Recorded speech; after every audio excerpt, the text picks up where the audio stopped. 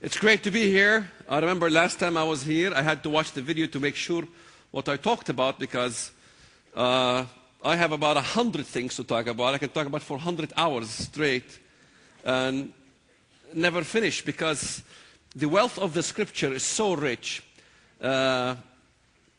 And I always regret it every time I leave a speaking event because I say, boy, I sit down on the airplane and I look at my notes. I forgot to tell them this and I forgot to tell them that and I didn't tell them about this and that. I didn't do my job right. And I'm always feeling bad as a Christian, you know. As a Christian, you should always feel bad. I know they tell you should feel good all the time. You can go to Joel Osteen and listen to this negative, positive messages. Then you're supposed to be positive no matter what. But no, not so for a Christian, because I think there's two kinds of people in the world. There is the bad people who always think they are good.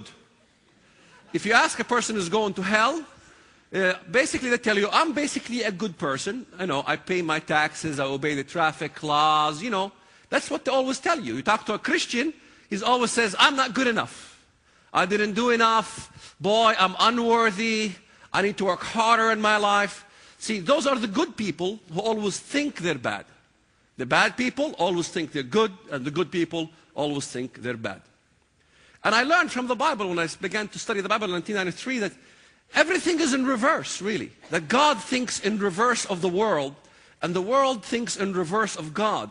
So when they see what God says and proclaims, it seems to be very strange to them. I mean, a woman, virgin, given a birth to a child, and his name shall be called Wonderful Counselor, Mighty God, Everlasting Father, Prince of Peace.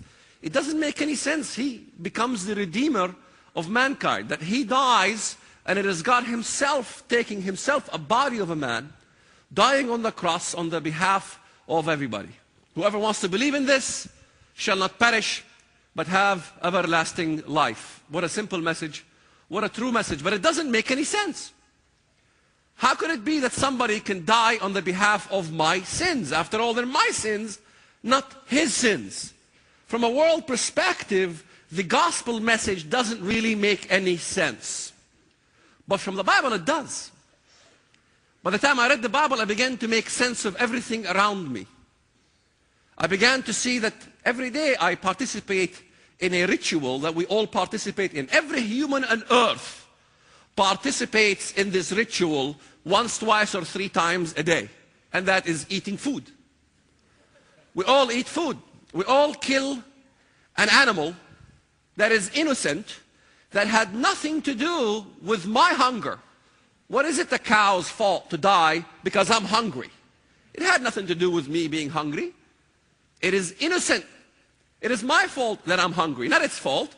Yet it dies, an innocent animal dies, and innocence always must die in order for us to be sustained.